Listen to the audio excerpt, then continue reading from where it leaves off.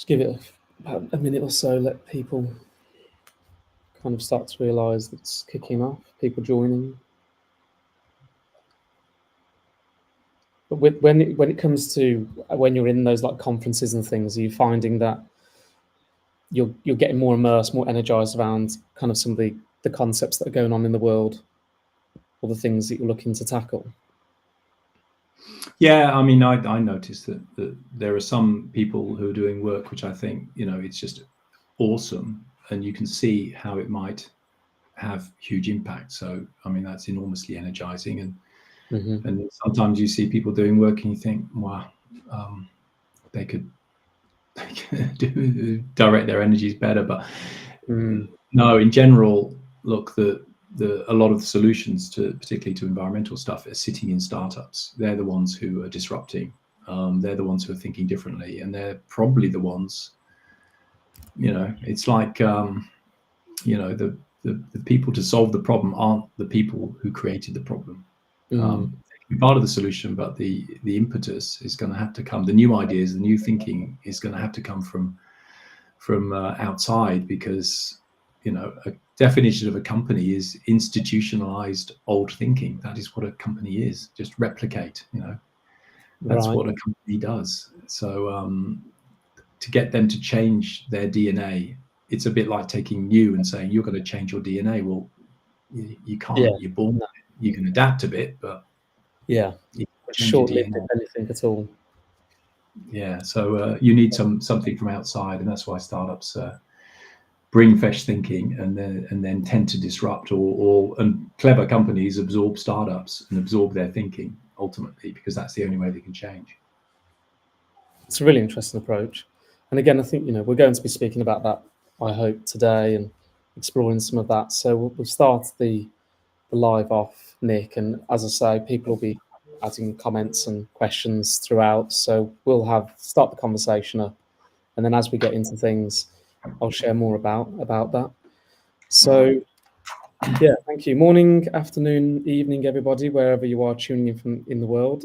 Very excited to be joined today by Nick Hazell, where we'll be exploring the different types of entrepreneurialism that creates impact, and what's needed to build a truly impactful business that can become venture backable, because I know so many people are seeking out that sort of support and that trajectory in their businesses. So Nick, thanks so much for joining us today. As a quick I suppose overview and icebreaker, please share in the comments at all just where you're coming in from, a couple of sentences on your business, and what you'd like potentially from today's session, or from Nick's perspective. One of the things that really resonated with me, Nick, was you mentioned how you love solving problems, and so live problems are always going to be a more interesting experience for us to have the conversation today. And also, whether you're working on a startup, we said about this, Nick, it comes from all sorts of angles. You don't have to just be a founder of a startup building something new. It could be you're working in the business on a project. Yeah, absolutely. If you're part of a business, you've got an insider's view. You know stuff that people from the outside don't know, warts and all about your business. So you might actually be in the best position to make a change. So however hard it is, I've been an entrepreneur in big businesses for most of my career, actually, and it's really hard work to change businesses from within. But if you're in that position, then at least you know what the trigger points are for your business. Yeah, absolutely. Yeah, no, looking forward to getting into a bit of that detail. Just as a quick overview to let you know kind of where we're coming from as well with Wonder. We're designing a virtual incubator. We have a waiting list open for 100 impact-driven businesses. It's already building at the moment. But just a quick kind of for your information, we're here to try and help you connect with high-caliber conversations, workshops, and C-suite leaders, industry experts and investors who have raised over 50 million onwards. And our goal is to help impact-driven leaders kind of smash their KPIs to raise finance and to accelerate the impact they're having in the world. So we'll share a bit more about that a bit later, but we can connect further on some of the things that we're working on. But specifically for today, our objectives, Nick and I were having a couple of conversations before today, and we really wanted to try and create an action-packed, a lot of information, probably a lot of conversations that hopefully start the thought process for a lot of the things that you're all working on. But by the end of the session, we want you to be able to analyze your situation and your venture and really the problem that you're trying to tackle through a new lens to build confidence that you're working on the right things, or you've got confidence this is a long-term solution. Just 60 seconds here, Nick. I think it's so interesting where you've come from, on your perspective, how you see some people maybe waste time or create a net negative situation. And of course, Well, that's something we're trying to avoid. yeah, look, I mean, we're talking about sustainability here, and the problem, the global problems are pretty well laid out about what actually needs to happen. And if you don't understand that, do your research, understand what needs to be happen, what are the SDGs, the Sustainable Development Goals, what is the quanta of change that needs to happen when it comes to carbon reduction, and take a look at the situation you're in and how can you best. If you're going to do a startup, you're going to be investing the best years of your life probably in doing something which you really do want to make sure has impact. So there are quite a few rabbit holes you can go down, things that look like the right thing to do, but aren't necessarily going to make any impact whatsoever. So I do urge you to do a bit of research to understand what is the carbon footprint, for example, of the business that you're operating on or the intervention that you're planning, and just make sure that you're tackling the real thing. And we'll get into that a little bit later, but there are scientific tools. Doing a life cycle assessment, for example, is the scientific tool. All it is doing an inventory of your carbon footprint. And I tell you, your intuition about what the most important thing to do, I bet you're wrong. It's you really do need to study it. And good news is all the tools are out there. You've got ChatGPT, who is scouring the internet for every single LCA that has ever been done in the world, and that information is available to you if it's not directly available. And then that sort of frames up the problem for you. You want to spend your time doing something that really could have impact. Yeah. And then it's about execution. How do you actually get a business up and running that someone's prepared to pay money for you to solve a sustainability problem? So we'll get into that later. Absolutely, and that's the big one. Is I think it can become a bit of a dirty word sometimes in the impact space, but I think that focus on in revenue, customer validation, really looking forward to that part of it. So just a quick one around a bit of expectations on how today will run. There'll be a few kind of like 5-minute breaks between where we've got questions and answers, but in between that there are 3 pathways, 3 kind of lenses or factors that we'd like to have a conversation around to help Nick share from your experience how you've seen businesses make an impact or raise investment in an effective fashion. So please share your questions in the comments or chat. We'll be monitoring that, and then we can get to that afterwards as well. But yeah, maybe just a quick 60 seconds or 2 minutes, Nick. It's been quite a journey. You've got quite a story to tell. So apologies for being such a nuisance with you on the time today. But if you wouldn't mind sharing a bit of your background and where you've come from, that'll be really exciting to hear. Very, very, very quickly. So I'm an engineer, aerospace engineer, first part of my career. Got into food innovation in big multinationals and was R&D director for Mars in UK and in Holland and then in Australia, innovating around food products, doing a lot of technology research. I was R&D director for PepsiCo, making snacks and chips and drinks.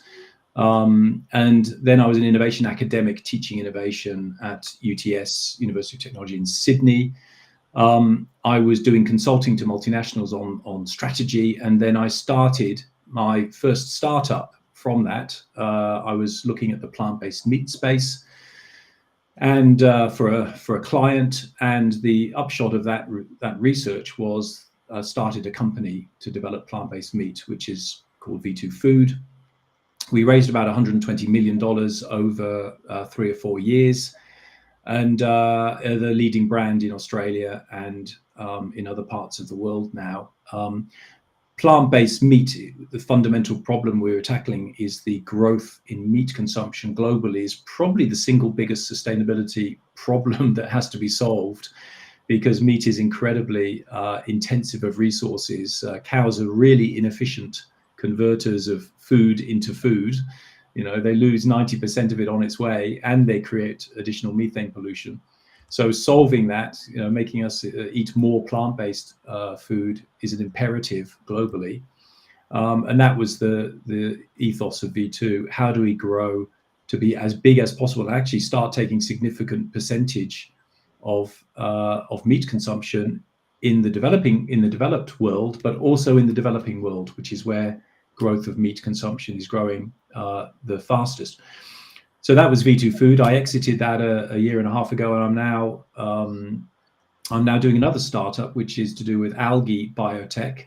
And the thinking there is around if you can make your petrochemistry and your food from algae, it's effectively sequestering 2 tons of carbon dioxide for every ton of algae you produce. And if you can do that at a price which is cheaper or similar price to petrochemistry, so crude oil, which is last I looked was $83 a barrel, so about $1 a kilo, then people will move towards algae as a source for their petrochemistry. So very, very big idea, requires a lot of invention, and that's what's consuming me at the moment. Yeah, and consuming is an interesting word for it. I'm sure many founders or even people, you know, leading organizations trying to tackle these challenges, it's certainly a journey, and it takes up a lot of brain power, energy. So yeah, amazing that you're getting back into that, Nick, and constantly trying to work on things that challenge big ideas in the world. So let's move It's into kind of it is kind of unusual to be a startup person and be actually towards the end of their career, but I must admit it is kind of useful to actually know something when you do a startup. right. Yeah. And if you don't know anything, then you better align yourself with people who do, because so it's quite useful to know something, and it's quite useful to have a network, because no one does this on their own. You're relying on other people to help you. So so unusual story. Most startup people are at the beginnings of their careers when they've got nothing to lose. Well, I'm at the end of my career and I've got nothing to lose. Fantastic. Well said. Absolutely. I couldn't agree more with all the mistakes I've made along the way, being a first-time founder, but having people around you, it's just not possible without them. So into this first pathway, this first lens, this first kind of way of looking at things, Nick, a lot of the conversation we've had to date has been about, you know, trying to focus on that. There's ways of looking at things. It's a problem, it's a pain point, it's an opportunity for an organization to make a real difference from a financial perspective, but of course also environmentally or socially. And I just wondered if you'd mind sharing, you know, from your experience, when people are sometimes, you know, people are innovating from within an existing market and they're looking at an opportunity space, they're looking for the problem area. You had a few kind of comments here which I thought were really interesting about how to audit those pain points and just, again, make sure you're on the right track with what you're tackling. Yeah, sure. I mean, the thing about climate change and sustainability, it's not like the science hasn't been developed. The scientists have been talking about this for 50 years. It's just that no one's been listening. So the good news is the scientists have pretty well defined what needs to be done. So you should use what is available to understand what the most important pain points are. Is it when you talk about carbon footprint? So the example I always give is in PepsiCo, for example, if you do an LCA of a packet of potato chips, you get pretty much a really clear steer about what's the biggest carbon contribution in a pack of potato chips. And if you overlay that with what your intuition tells you, you probably get it wrong. You know, my intuition, and I think from a consumer perspective, the biggest problem with a packet of potato chips is the packaging. You know, it's you know, it pollutes the environment. It's plastic. It's fossil fuel. It's dirt. You know, it's like everything that's bad about, you know, industrialization and consumerism. Mm-hmm. But of course, when you actually look at the science, it's a tiny portion of the carbon, and actually the most important thing from a carbon perspective is the fertilizer that goes into growing potatoes. Who would have thought that's the problem you've got to solve, is work with the farmers. Whereas what's interesting is that from a consumer perception, and this is something you've got to bear in mind, the consumer perception is it's the wrapper. So when you talk to PepsiCo, and obviously I was R&D director for PepsiCo, you could solve the real problem, which is work with farmers, reduce inputs, and that's the biggest problem to be solved. The second, by the way, is the energy going into cooking the potato chip. Again, the gas that goes into the fryers that fry the potato chip. So who would have thought that that was a big one as well? But you solve those, but equally you've got to solve what the consumer thinks is the problem, because let's face it, consumers buy the product, and there's no CEO of a chip company that wants the consumer to sort of say, hey, well done for solving the carbon thing, because actually consumers don't really understand carbon footprint. And yet there's a real problem with something they perceive to be a problem area, which is the packaging. So you've kind of got to do both. So you've got to overlay the science, but then you've also got to look at what is significant pain for the company.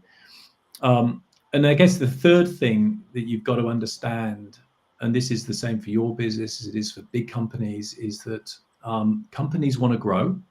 So whatever you do is going to have to help them grow. And that means they're going to grow in revenue. So the solution you come along with is either going to grow revenue, or it's going to reduce cost, or it's going to give permission to sell more. Now, there are some industries, and working in snack food, for example, I can give PepsiCo as an example again, is that a company at some point has a social license to sell. So governments will let companies sell.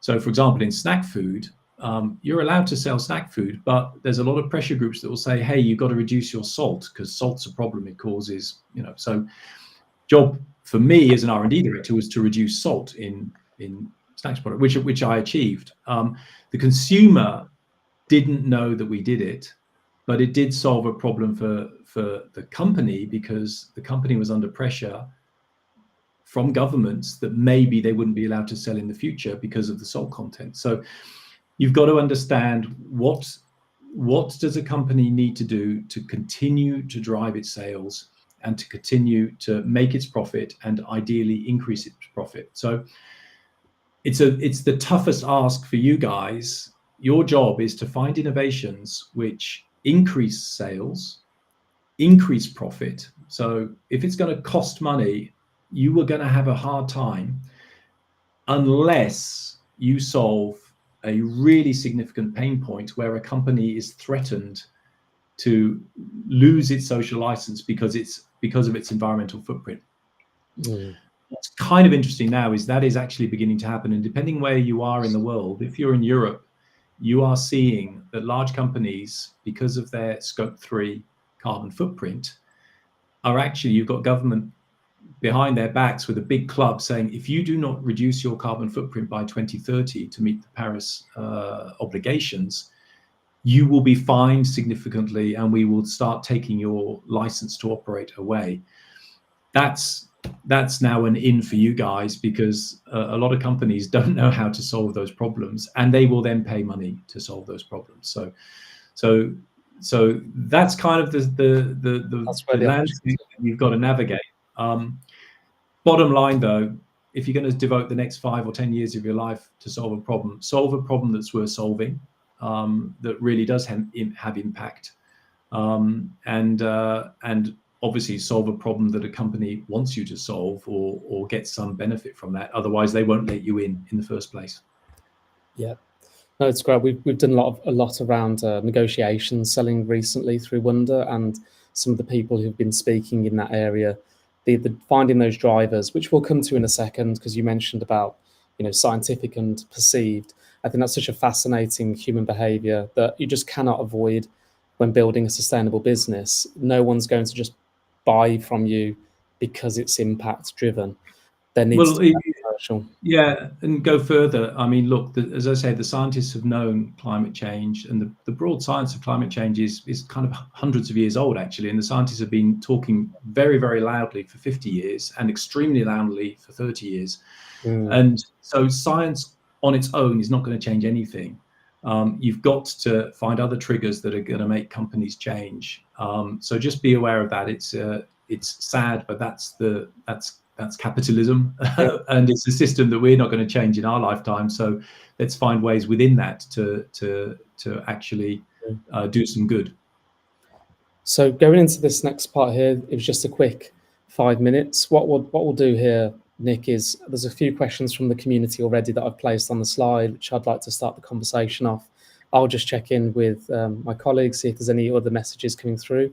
But I think one of the key ones, if I could start it off on this vein, especially when we're talking about organisations that are trying to do impact and something of a large scale, which maybe requires venture capital. Biggest question coming through over the last few weeks, Nick, has been, can you really make billions for venture capitalists and be truly sustainable? Is there an offset or a compromise that has to be made at some point? Or how have you, in your experience, how have you seen this done well, or what are the challenges to that? Look, there's a couple of things. So venture capital, you've got to understand their business model. They know that they're making risky investments, that there's a very high chance that they will fail. Even like really good bets, there's a really high chance they will fail because of circumstances. So they do have to know that they will get a return, and a significant return. So because they know that all the best people in the world, the best will in the world, there's a high chance of failure. So they have to have a high return, which means that the potential for their $1 million, say they're going to invest $1 million in you, they have to believe that the total opportunity has got to be at least 100 million, because there's a 1 in 10 chance of you failing anyway, and then they've got to make money on that investment as well. So you've got to demonstrate that your solution could be scalable to something. This is at some time in the future, something big. If you do an assessment of your market and your total market potential, it's like, and if that total market potential is only 50 million, don't expect a venture capital to be excited by it. It's if it's 50 million and it's actually so sure that you're going to get it, it's like falling off a log. You have absolute proof. There is no risk. You shouldn't be talking to venture capital. Then you can talk to a bank if there's no risk, and they might be interested in that. But venture capital isn't. They're looking at big ideas. They're all looking to be the ones that have invested in Apple in the early days or whatever. And obviously those unicorns are unusual, but at least they want to have a very high chance that they'll get a big return on their investment. So you have to be able to project out from your very small start this idea that you could be the one, and that's really important. And you've got to believe it yourself. So so first of all, look at what the total potential is of your idea, and then of course when you start, you've got to be focused on getting a small slice of that and then growing it out. They do want to see that you're focused on delivering a real solution and getting the proof points there, but it's got to be a big idea, otherwise you will not attract significant venture capital.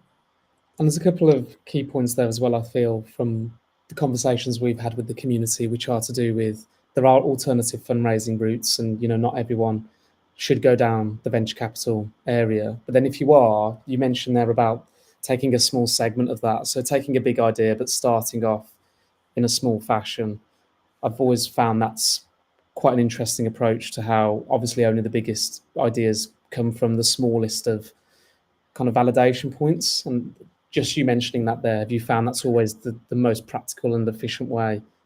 Yeah, but it has to be scalable. So you start small, but what you're doing effectively, you're saying, I'm going to prove that this works, but you have a real demonstration that if you can do it, then it is scalable. So you can do it once, you can do it 100 times, you can do it 1,000 times, you can do it 1,000,000 times, and then it's scalable. And that is kind of, that's what a company is. It's basically, it's a solution which is small but is massively scalable. And then what you do is you spend the rest of your career basically cutting and pasting the same solution and scaling it. That's a company. It's like, why did Ray Kroc, why was he excited by McDonald's? It was a burger store. No, it was a system that he could see that he could scale. And it turned out that you could scale it in every single country, in every single market. And it was a business model that scaled. And that's the same for all of these long-term successful businesses. They are scalable, essentially by cutting and pasting. So you've got to be able to demonstrate that your idea could be scalable to be a big business, or has a chance of being scalable. The other thing I'd say about VC is that all VCs aren't the same, and there are VCs that really do specialize in impact. So do your homework. Some VCs are, or private equity are, really only about the money. But there are VCs that have got their investors. So a VC is basically a conduit for wealthy investors and pension funds and others. For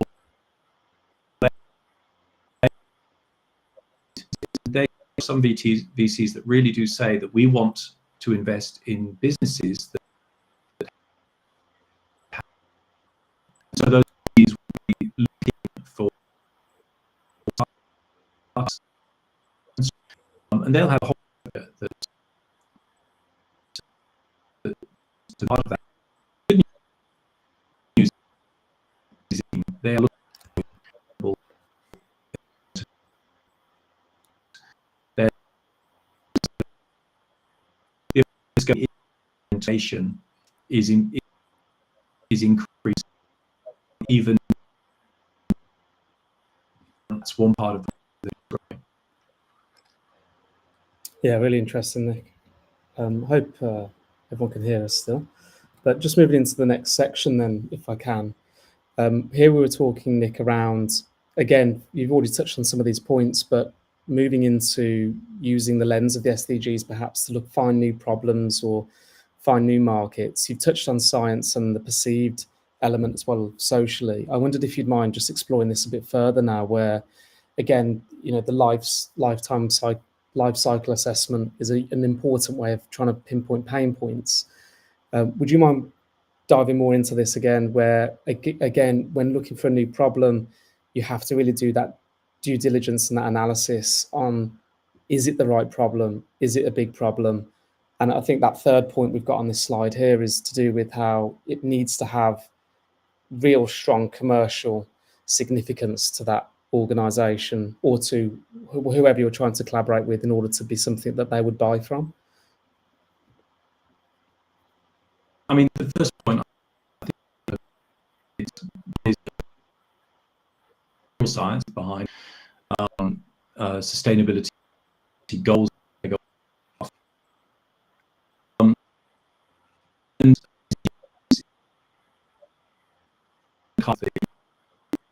goals, but look at the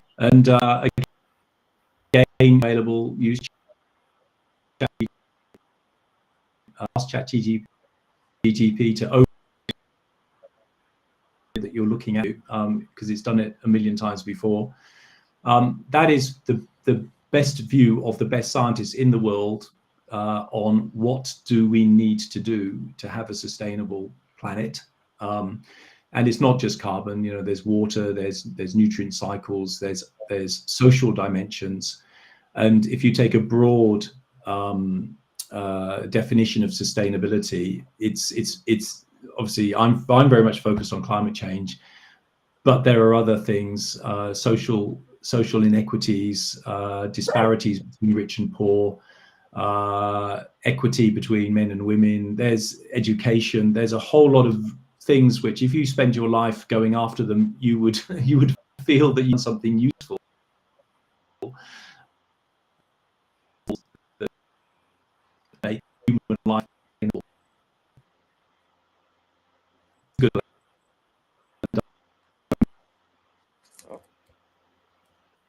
Truth is the science, but you perceive truth is because you're working with consumers and you're working how you may not be thinking, so you have to kind of go with what is perceived. As I sort of mentioned, do an LCA, and if you LCA on their carbon, focus on what's important. I was at Smiths, Walkers, I think in the UK, or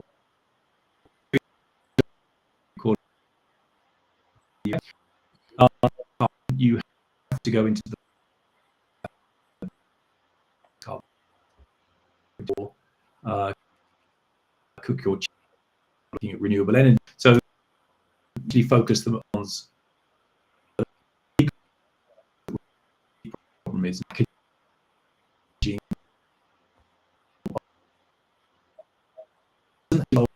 solve a perceived problem. So, well,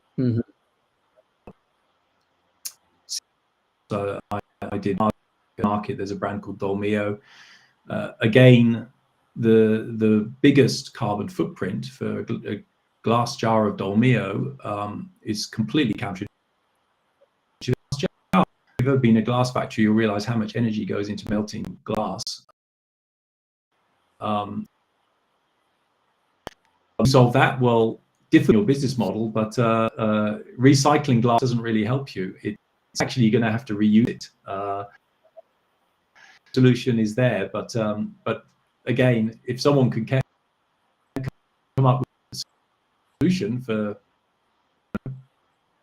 we've solved the biggest environmental for Dolmio.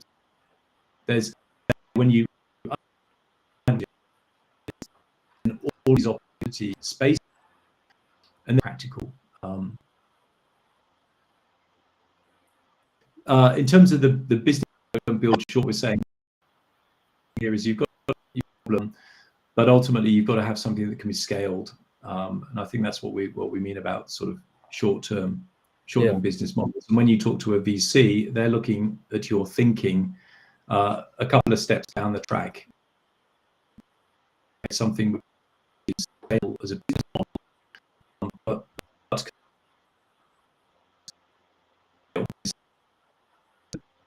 the company customer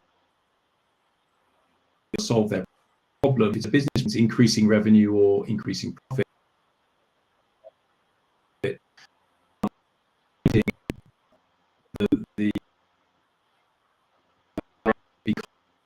so the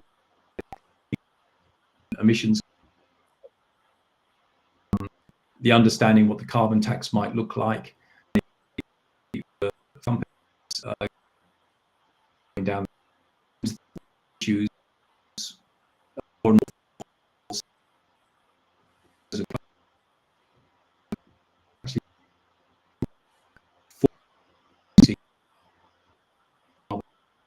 company to people who were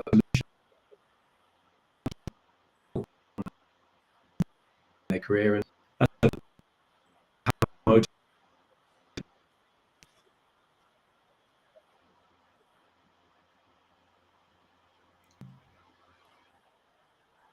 Yeah, sorry, I think I could hear everything, so hopefully that's gone through. I don't know if you can hear me okay. I think we've got a bit of a connection lag, but I think we're okay. I can hear you. Yeah, it's really there is a comment on here. Is I disagree. We cannot change chapters. Look, I agree with that comment. Have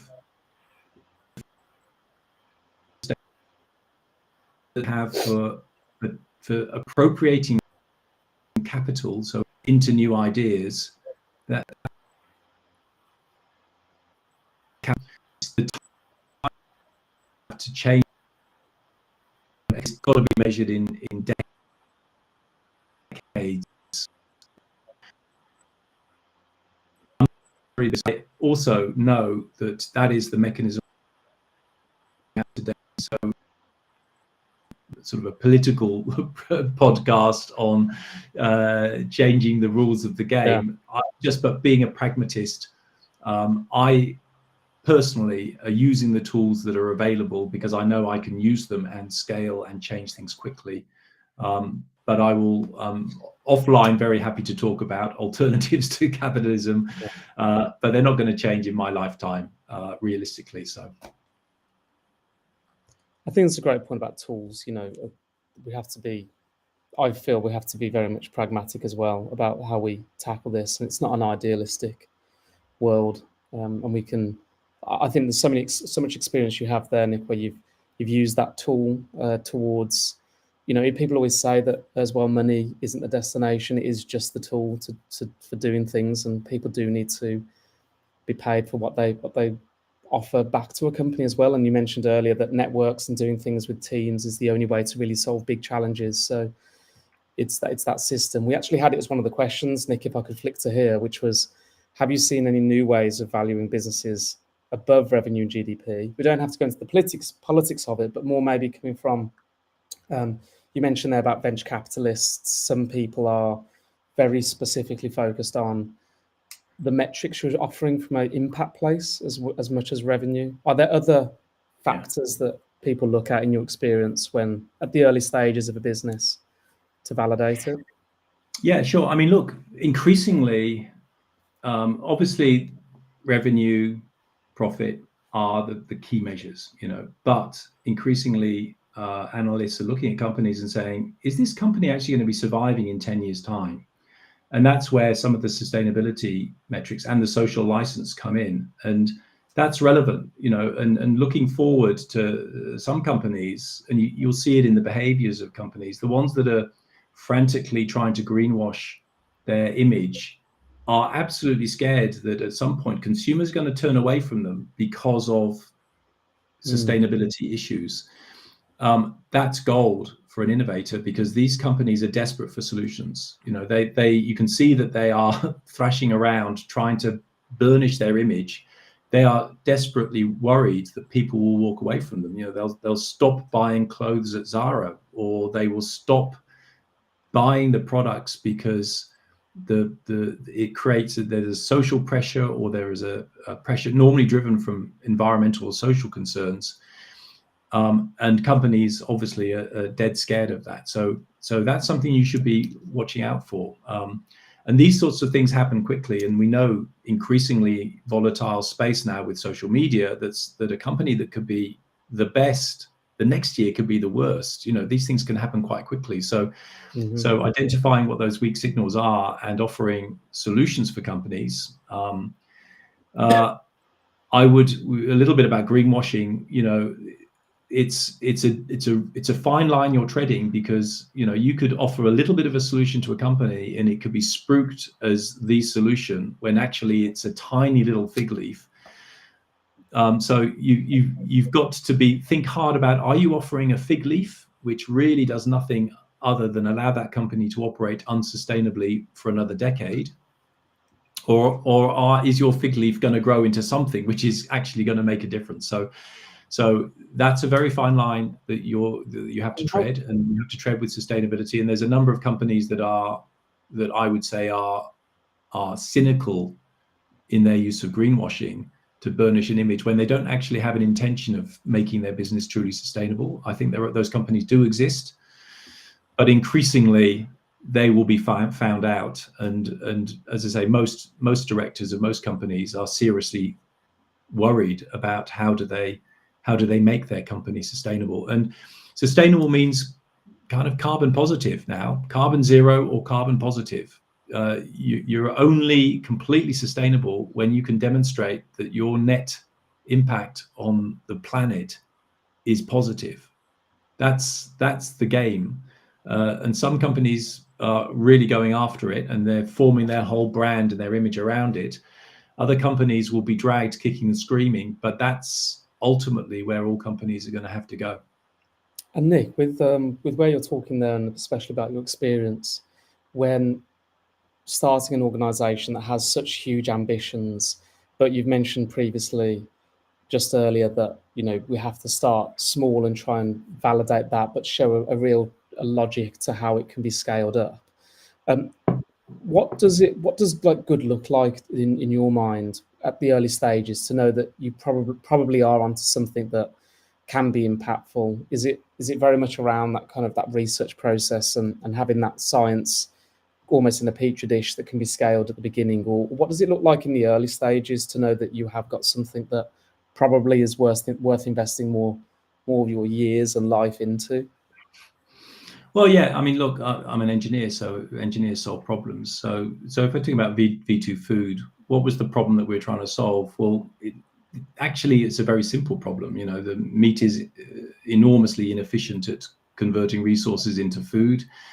Most of the world's agriculture is devoted to feeding animals, which we then eat. And we've run out of land. We're burning down the Amazon to create more soy to feed the animals that we eat. So it's very clear that the job to be done is to is to reduce meat consumption. But then it becomes more nuanced. So for V2 Foods, we said, well, are we a vegan company that hates the meat industry, and are we going to fight the meat industry?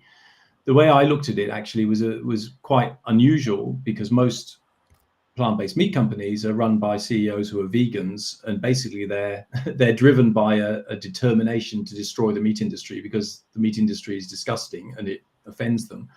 I was never there. I was thinking, well, who is currently supplying meat to billions of consumers around the world? Well, it's the meat industry, and they own the supply chains, they own the factories, they're doing it today. They're making sausages and burgers and whatever from meat. They're the ones who probably actually have the most economic way of supplying meat. So what I decided to do was say, okay, our product's vegan, but I'm not going to go to war with the meat industry. I'm going to work with the meat industry and teach them how to do the same as they're doing now, but with plant-based. So basically try and convert them into to do plant-based. So all of my partners were actually the meat industry. And it was interesting. So some diehard vegans actually had a real problem with that. They thought I was, copping out because I was working. But the way I was looking at it is, that way I could be economic. I could sell my plant-based meat at the same price, cheaper than animal-based meat, because I was using a supply chain that was the most efficient in the world.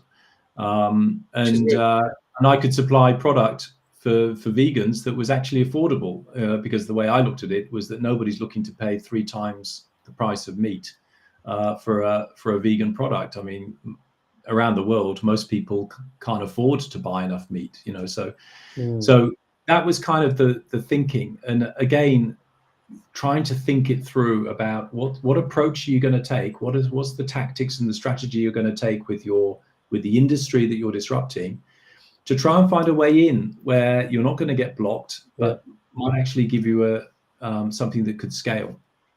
Which I think, just coming to this final pathway, without interrupting you there, Nick, I think this is one of the less obvious but more interesting strategically for a lot of organizations or a lot of startups to try and find a route to market, or actually really deliver the impact they're looking for, as there are so many entrenched, like you said, supply chains, and the huge capital investment required to even set them up can kill an organization before it even gets going. So without interrupting you too much, I know you mentioned about scope 3 is obviously over the last probably 18 months or so becoming more and more a prevalent conversation at a board level for these bigger organizations. And so this balancing act between ethics and a world perspective versus maybe the more commercial and pragmatic approach of, like you say there, a plant-based business partnering with the meat industry sounds to some like good versus evil, but actually if we take a step back,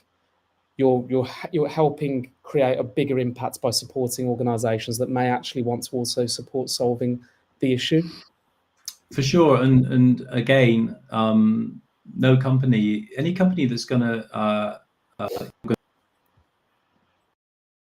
fight, right? And in this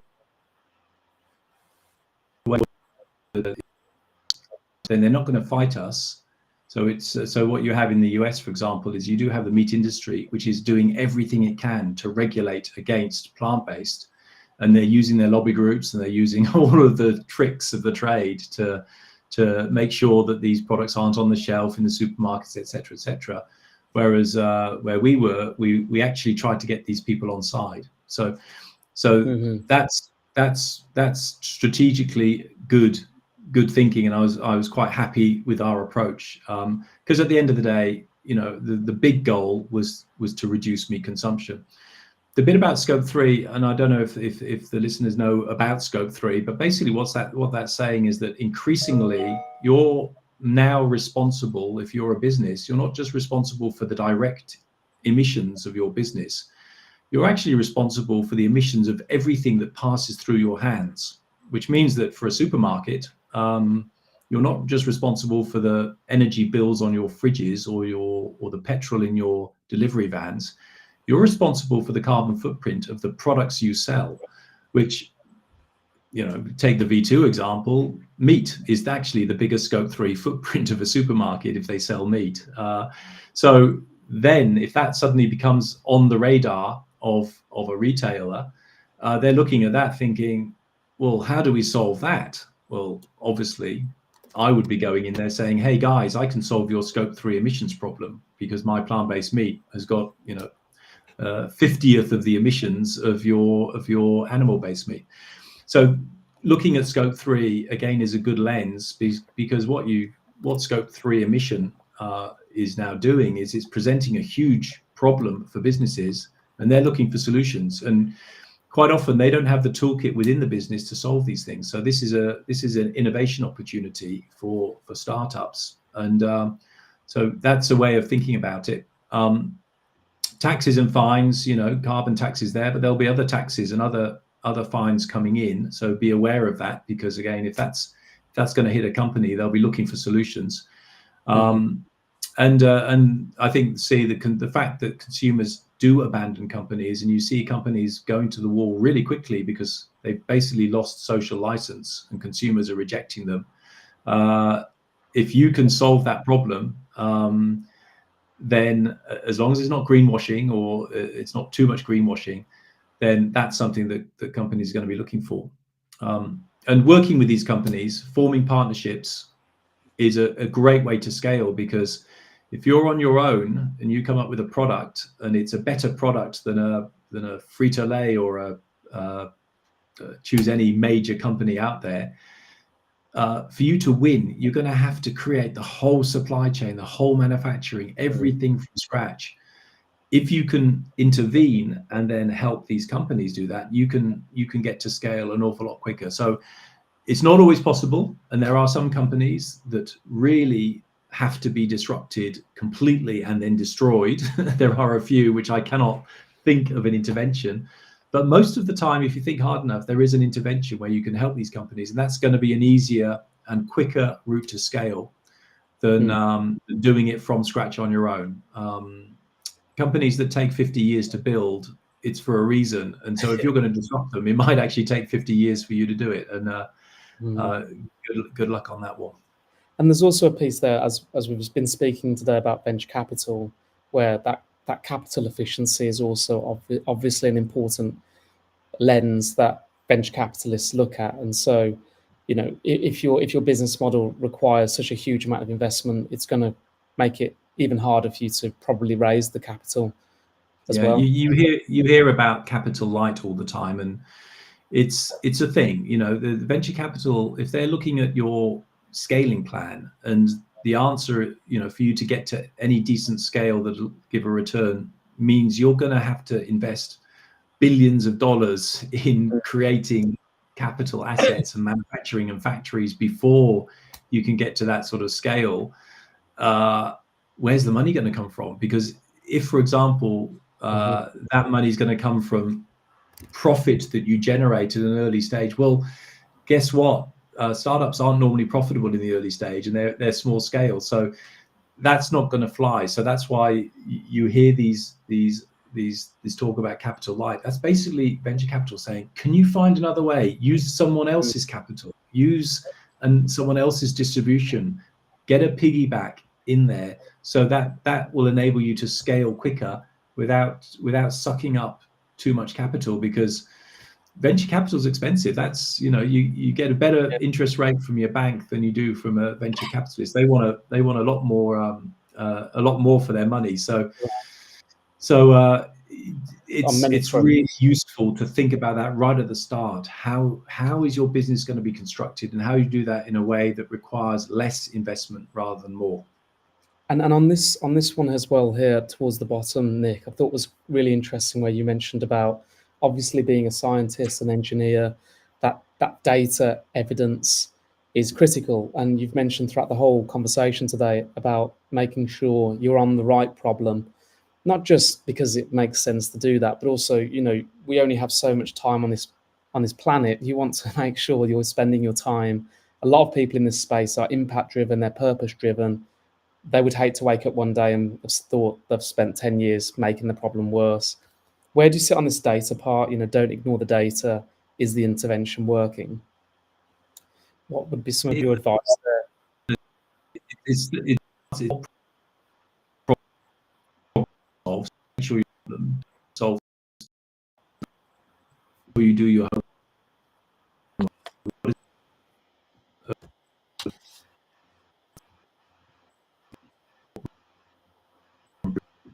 solve.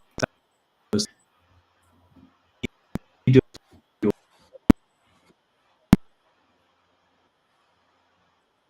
become on to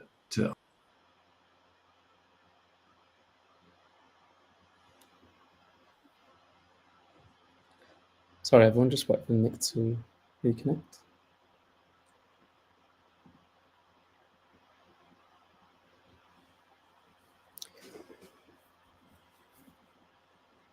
Thanks, everyone. Just waiting for Nick to reconnect. Over in Australia, I'm in the UK. It's pretty incredible that we're able to do this kind of thing. Just give that 2 minutes.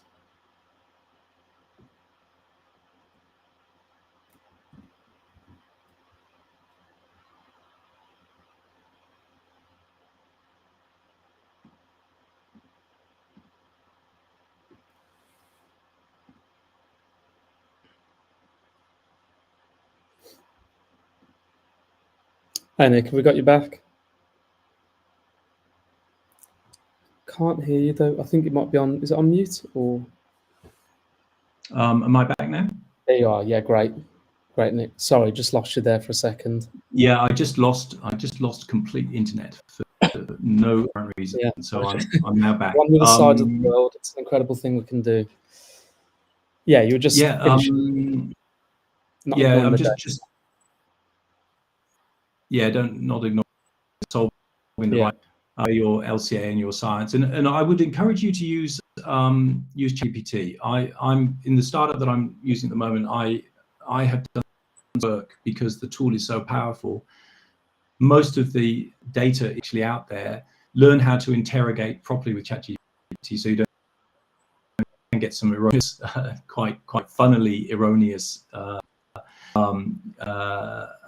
stuff back from ChatGPT, but it's incredibly powerful. So ask these resources here to help you understand what the carbon footprint is of an industry. And the questions, if you will have a good sense of what's important. Wow, that's cool. And that will guide you to solving the right problem. And then your solution should be, does your solution actually solve the problem? So when you're modeling your, what is it like when you up? If you put an effort and has it actually made a difference? And I think that's a worthwhile thing to do. It'll certainly make you feel good about yourself that you're actually having an impact. Solving the planet. That's going to help companies who are looking for products.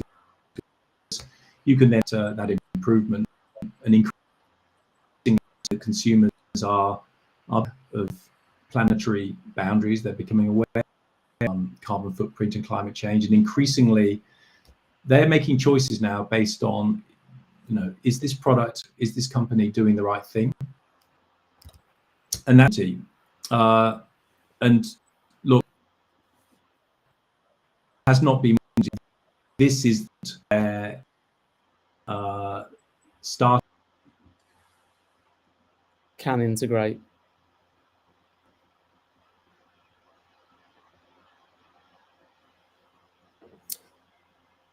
Apologies, everyone's still tuning in. Seems like we're losing Nick in and out at the minute. We'll just have the last part of the Q&A, and then I think we'll be able to wrap up. We'll be doing this recording back as well, so anyone can watch this through, and we'll share that with you. We'll just see if we can get Nick back one more time.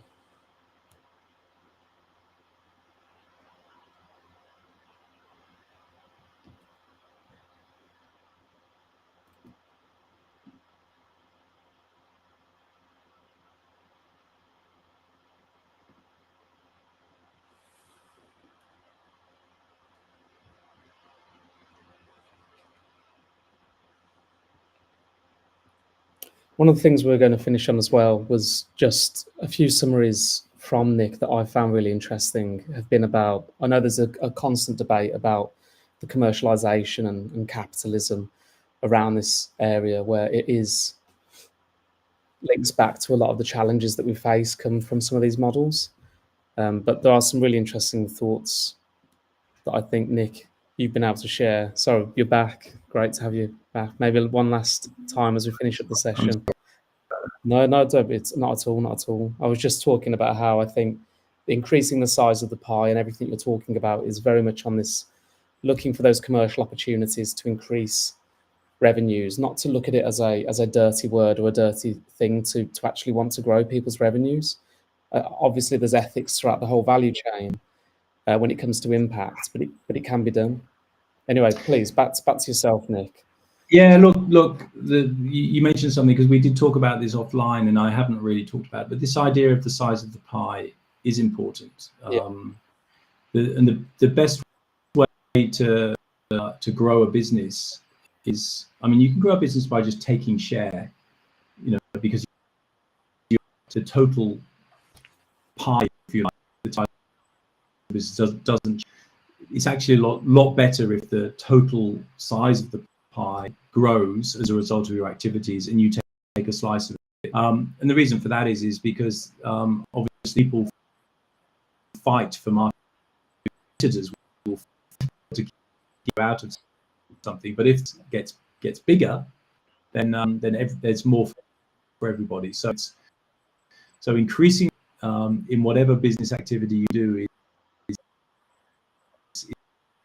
and you will talk. Big companies will always talk about the size of the market, and leaders in businesses their job is to increase the total size and take a share of that, and that's the job to be done. It's not about the market share; it's the total market. So because that's a much in than trying to take a slice.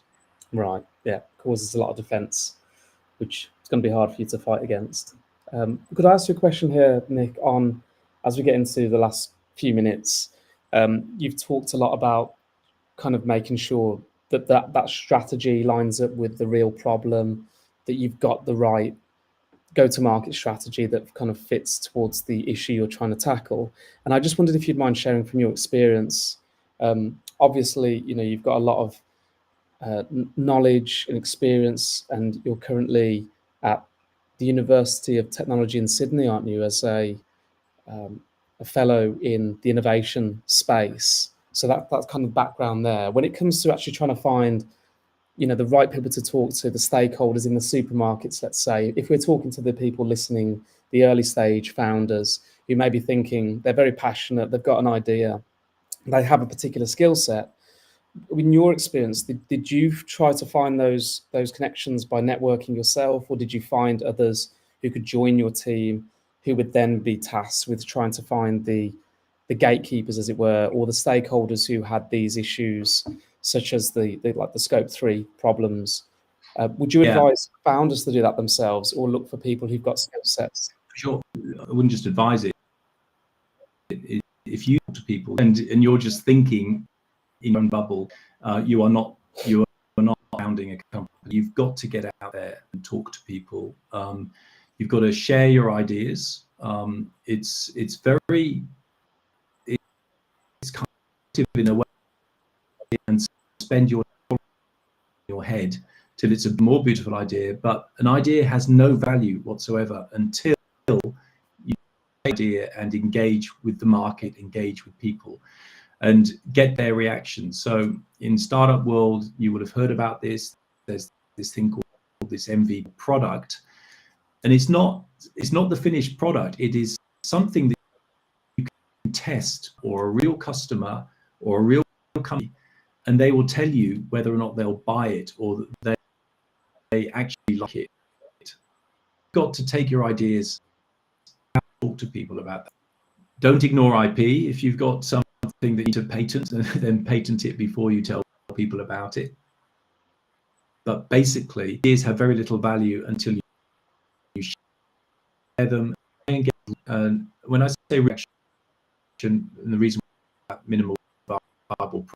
Ask your friend, hey, I've got this idea, what do you think? Be nice to you. They don't want to hurt you like that. On the other hand, if you give them something and then ask them, can you pay for it? And they won't give you, well, that's a very clear buying signal, and you know that you've done something wrong. So you've got to create something which is a real reaction from the consumer or the company. You've got to do that. If you don't do that, then you're not being a founder. What you're being is a dreamer. And look, we all think about things too much, but I would encourage you to take your idea and share it and find out whether it's real, whether it's got legs. Yeah. Talk to people who might be investors. Would they invest in that? Why not? What would you invest? You know, and will be wrong. You're going to have to times to make sure it's right for the customer, for the consumer, for the investor, maybe the regulator, and your job to make this and form it into something which is going to be viable on all of those aspects. And that's the job of a founder. So you know, it's a very different world that I came from. And it's not market research in the sense, you know, I would do market research for chips and making sure they tasted nice, etc. This is out on the ground market research by talking to people. And I can't emphasize enough that is the only way to develop business. You know, otherwise what you're doing is you're effectively just limiting itself, making people fail when you actually enter the market. Yeah. Well, I think, as I know we're hitting the top of the hour here, Nick, but I think there's a few key points there from our end as well, which is as to why we've wanted to obviously create this conversation with you, Nick. I hope it's the first of many, although I know you've got something very special happening with Algenie and it's going to take up a lot of your time. But I thank you so much for sharing the space. Very happy to help. Look, you know, startups are the ones who are going to change things. Yeah, no, I love that, Nick. And that's great. And that's where for us, we're building out the Venture Lab, and with the hundreds of founders that we're already collaborating with, we're really excited to be trying to bring together more high caliber conversations and workshops so that we can actually practice and take action together. I think it can be such an emotionally charged journey, and one when, if you are a solo founder beginning out, can be very difficult. And so we're really keen to try and create a space which is safe and creates an environment where we can share these kinds of strategies and have conversations.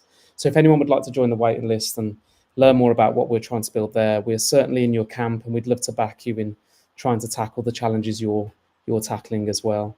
But from everything from my side today, just so respectful of your time as well, Nick, just wanted to say a huge thank you for everything you're sharing.